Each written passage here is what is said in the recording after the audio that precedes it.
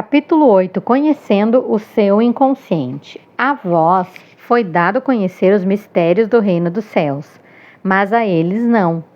A quem tem será dado e terá em abundância, mas de quem não tem, até mesmo o que tem será tirado. Eis porque lhes falo em parábolas, para que olhando não vejam e ouvindo não escutem nem compreendam. E nele se cumpra a profecia de Isaías que diz: ouvireis com os ouvidos e não entendereis, olhareis com os olhos e não vereis. Mateus 13, do 11 ao 14.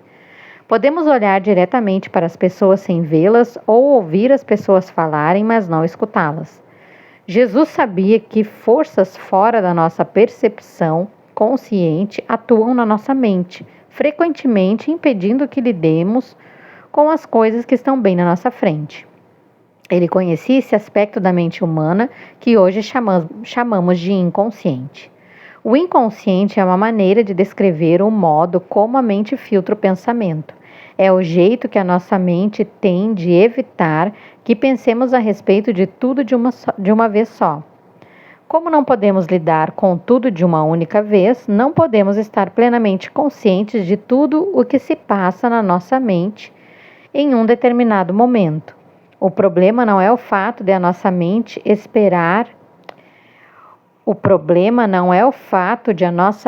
operar inconscientemente, e sim de não termos consciência disso. Trabalhamos os nossos assuntos inacabados no inconsciente. Questões problemáticas ou não resolvidas do passado ficam armazenadas no inconsciente e são revisitadas com frequência. Sem perceber, ficamos repetindo o passado na tentativa de corrigi-lo. Por isso, é importante conhecer o inconsciente. Sem essa percepção, estaremos sempre ouvindo, mas nunca entendendo, porque algumas coisas muito importantes que precisamos compreender estão ocultas no nosso inconsciente. Somos criaturas de hábitos. Vós vos apegais às tradições dos homens.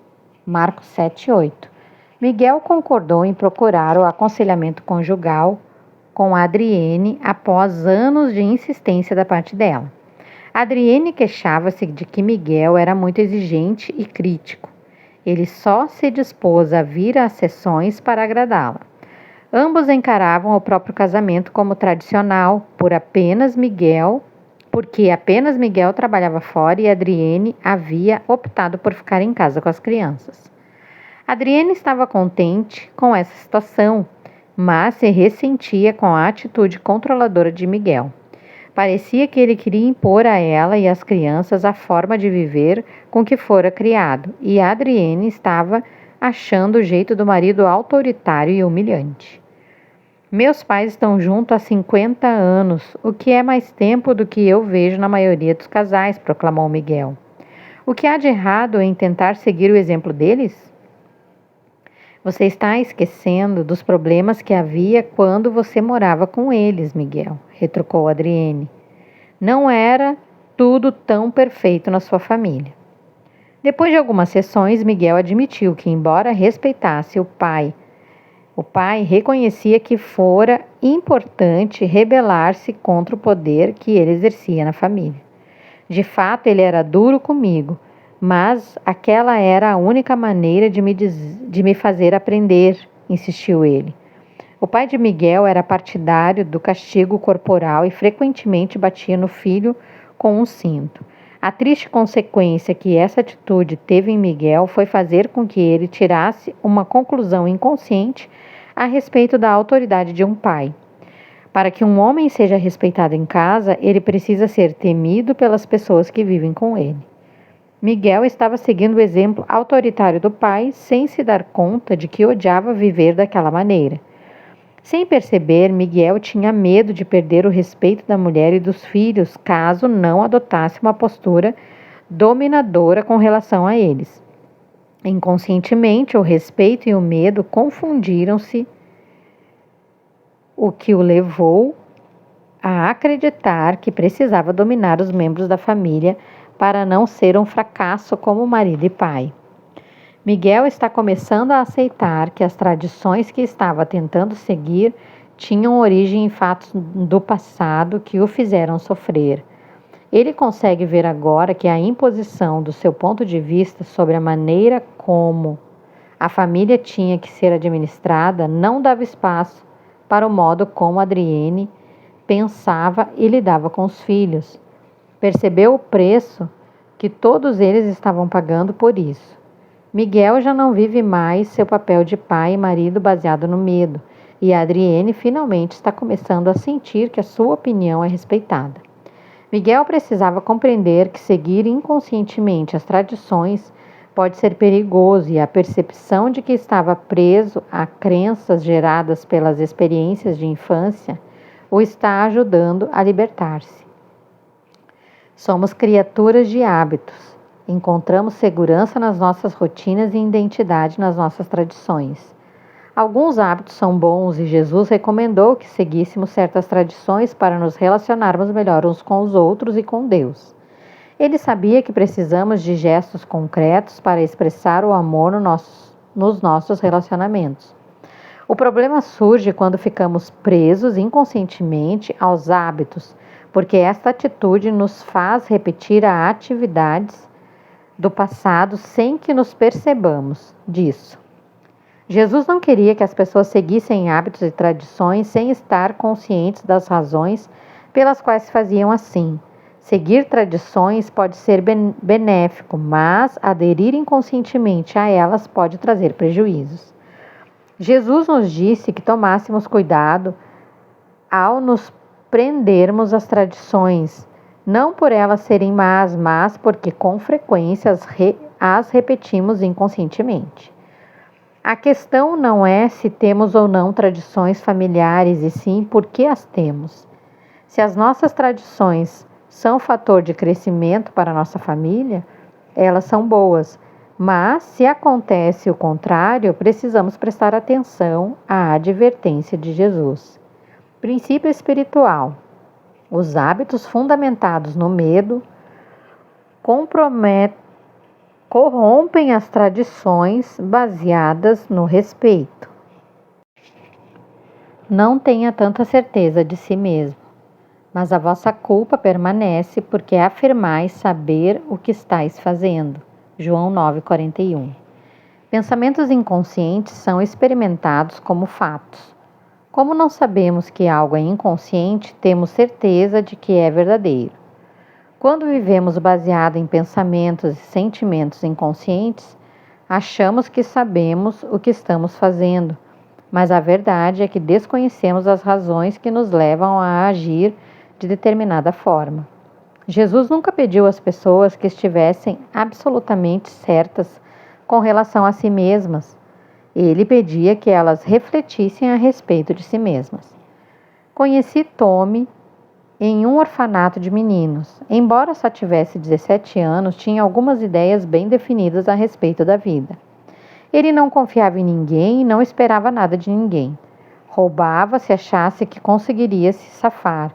Mentia descaradamente e nunca exibia qualquer sinal de remorso quando era apanhado. Tommy se achava muito esperto e estava convencido de que todo mundo era idiota. Não havia meio de convencer Tommy de que seu ponto de vista estava distorcido. Ele fora muito cedo afastado da mãe e nunca conhecera o pai. O fato de ter passado por vários orfanatos tornara sua vida muito instável e o deixara convicto de que nada é certo na vida e que ninguém é de confiança. Não importa o que pessoas digam, elas só pensam nelas mesmas, afirmava Tommy. As pessoas não valem nada. Este era o seu lema. Era difícil ajudar Tommy. Ele não tinha interesse em ser ajudado, pois estava absolutamente certo de que a sua avaliação das pessoas era correta. Confiar nos outros significava ser trouxa. E o fato de conseguir enganar as pessoas apenas provava que ele era mais esperto. O que Tommy não conseguia entender era que ele estava dominado por convicções inconscientes. Inconscientemente acreditava que não valia nada, o que o tornava extremamente agressivo e irresponsável. Como nunca tinham cuidado dele da maneira como precisava, chegar à conclusão inconsciente de que não merecia esses cuidados. Mas como essa convicção era inconsciente, ele a experimentava como um fato verdadeiro. Quem tem certeza de que é inútil não tem nada a perder. Tommy estava convicto de que nada poderia ajudá-lo e queria manter as pessoas à distância para evitar a dor de ser visto como o inútil que ele próprio se considerava. Infelizmente, as pessoas que têm ideias negativas inconscientes a respeito de si mesmas acham que essas ideias refletem exatamente a maneira como elas são. Em casos como o de Tommy, os resultados podem ser devastadores. Ele passou a adolescência envolvido com comportamentos autodestrutivos, que só reforçavam o conceito que tinha de si mesmo. As coisas só mudaram quando Tommy começou a compreender que não eram os outros que o desvalorizavam, fazendo-o agir destrutivamente. Era ele mesmo que, inconscientemente, se desvalorizava e por isso precisava lutar contra esse sentimento. Quando, através da terapia, ele se convenceu, passou a aceitar-se melhor, a não rejeitar os outros e a mudar seu comportamento. Pessoas como Tommy agem como se tivessem convicção absoluta de que estão certas. Jesus desafiava aqueles que tinham essa maneira rígida de pensar, exortando-os a serem mais flexíveis. Ele sabia que quando as pessoas têm um raciocínio muito inflexível, elas muitas vezes deixam de perceber verdades importantes a respeito dos outros e muitas vezes também a respeito de si mesmas. Princípio espiritual: se você pensa rigidamente que está certo, reveja seu pensamento. A cura acontece de dentro para fora. Limpa primeiro o interior do copo e depois todo o copo ficará limpo. Mateus 23, 26. Marty sofre de ataques de pânico. Quando o ataque é violento, ela acha que está tendo um ataque do coração e que vai morrer.